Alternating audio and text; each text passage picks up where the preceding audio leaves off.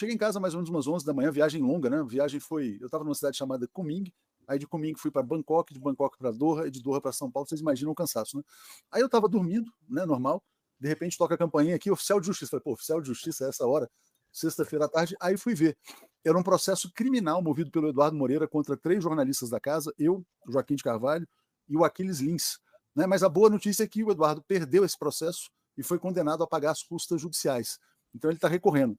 O Eduardo, na verdade, ele não gostou de ser chamado, naquele contexto, né, que a gente falou outras vezes, dele ter iniciado uma certa campanha contra o 247, ele não gostou de ser chamado de egocêntrico, desleal, coisas desse tipo, achou que isso era uma ofensa criminal. O próprio Ministério Público se manifestou contra a pretensão dele, então, na verdade, ele não teve apoio nem do Ministério Público, nem do juiz, perdeu. Recorreu e a gente vai apresentar agora as nossas contrarrazões no recurso dele. Mas vamos trazer o Zé de Abreu, aí já eu continuo essa história, porque não sei até quando o Zé continua aqui.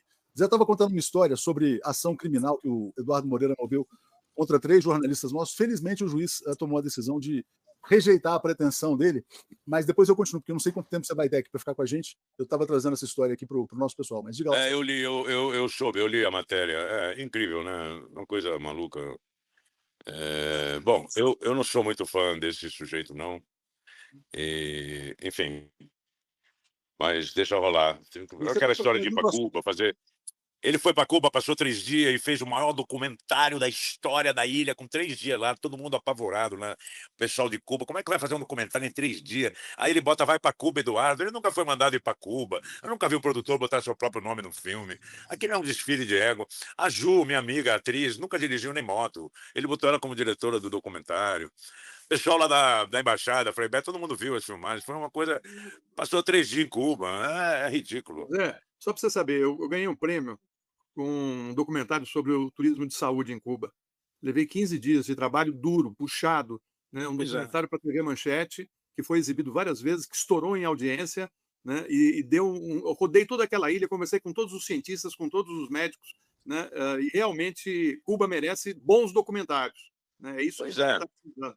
Mas agora duvido que você tenha lançado como o maior documentário da história da ilha. Peraí, meu Deus do céu. Tem 500 documentários sobre a ilha. Buena Vista Social Club é um documentário. Tem 500 documentários sobre a ilha, muito mais profundos. Tem aquele de um cameraman que foi para a ilha 20 vezes. Todos os anos ele filmava um pouco. É genial. Aí, mas vai fazer o quê? O ego é... Bom, enfim. Não, mas cuidado, hein, que ele vai te processar, porque ele processou 3 jornalistas. Eu já estou com 20 processos. Eu estou com 20 processos. O último é da Michek. Acordei, né? Acordei, oficial de justiça em casa. Um processo criminal contra mim, contra o Joaquim, contra o Aquiles. Por quê? Porque numa live, naquele contexto, quer dizer, só para rememorar, ele abriu uma campanha contra o 247, quer dizer, a gente já falou sobre isso. Porque recebe dinheiro disso, recebe dinheiro daqui, recebe dinheiro acolá, só ele é puro, só ele é bonito, só ele é isso, só ele é aquilo. Aí a gente fez na live alguns comentários, pô, esse cara é egocêntrico, né? Esse cara tem um comportamento meio desleal e tal. Aí ele entrou com ações criminais contra nós 3, o Ministério Público se manifestou contrariamente e o juiz tomou a decisão de negar a pretensão dele de, enfim, processo só por calúnia, difamação, e o condenou a pagar as custas do processo, né? Ele também recorreu e aí a gente vai apresentar agora uma defesa em relação a isso. Queria dizer sobre ele, quer dizer que ele tem qualidades, obviamente eu já falei das qualidades dele. Ele é um grande vendedor, ele tem uma capacidade de venda comparável à do Silvio Santos, né?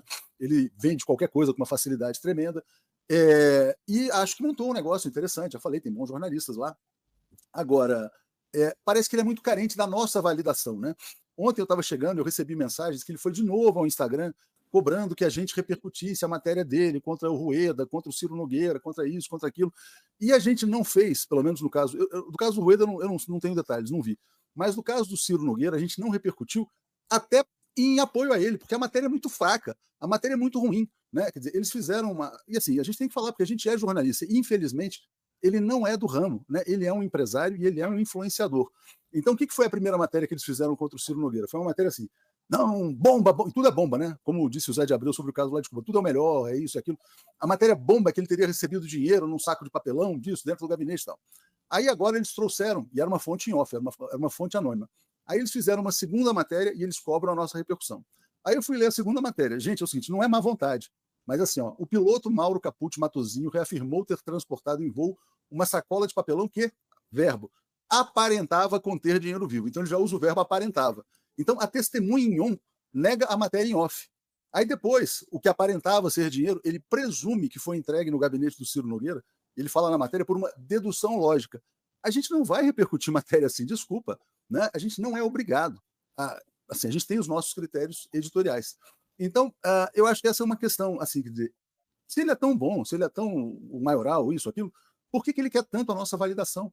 Né? E por que ele processa 3 jornalistas da casa? Aliás, o Joaquim e o Aquiles não tem nada a ver com isso, eles só estavam na live. Eles só estavam na live em que eu estava falando sobre o caso. Né? E ele mete 3 processos criminais. Né? E olha, eu acho que é bom as pessoas começarem a ficar com o olho vivo em relação a essa figura. Ele está agindo de uma maneira muito estranha, muito esquisita. Essa história da sacola também, Léo, é uma história muito estranha, porque entregar uma sacola de dinheiro dentro do gabinete do Ciro, né? Como é que ele vai passar? A pessoa vai passar com uma sacola de dinheiro pela esteira, pelo raio-x do Senado. A Tereza sabe disso. Não, mas a própria matéria, a segunda matéria, assim, piloto reafirma. Não, o piloto não reafirma. Na verdade, o piloto nega a matéria inicial. Porque a matéria, aliás, a matéria inicial nem tinha o piloto, né? Era uma testemunha anônima em off. Então, olha, eu acho que, assim, quer dizer, obviamente aqui, quer dizer, que 99% do nosso público não gosta do Ciro Nogueira. Isso é natural. Que as pessoas não, porque ele é um cara de direita que apoia o Bolsonaro, que agora está trabalhando pelo Tarcísio.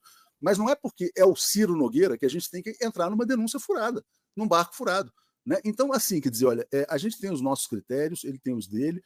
Eu sei que, inclusive, ele está sofrendo ações criminais por conta desta matéria, né? E vai ter que responder. Agora, a gente não tem que pular no barco de um cara que está, na verdade, assim, indo numa linha temerária, porque ele está cobrando. Né? E agora também ele vem com 3 ações criminais. É uma situação bastante complexa. Né? Aí vão dizer, mas você também entrou com ações. A gente entrou com ações criminais contra um jornalista da casa dele.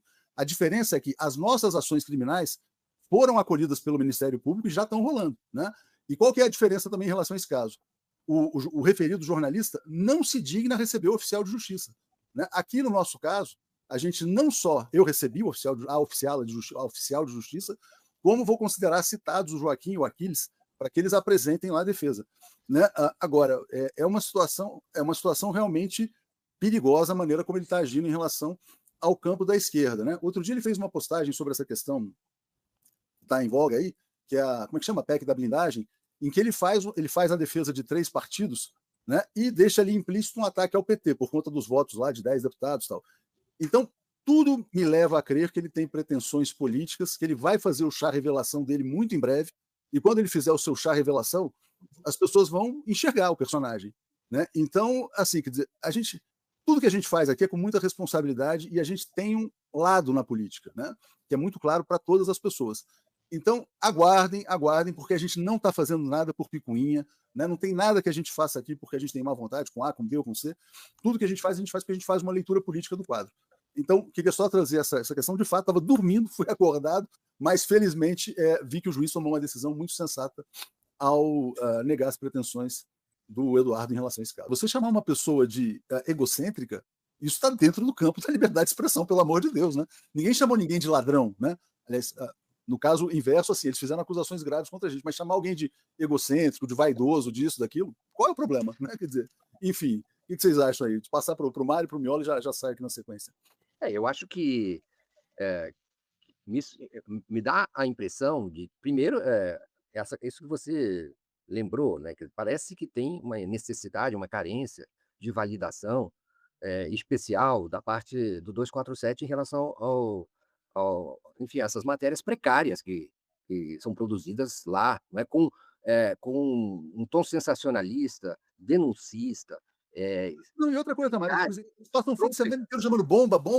Aí a gente foi ver a bomba e não achamos que era bomba, né? Enfim, né? Ninguém nunca fica dizendo bomba, é uma coisa meio esquisita, desculpa. Foi mal, te cortei.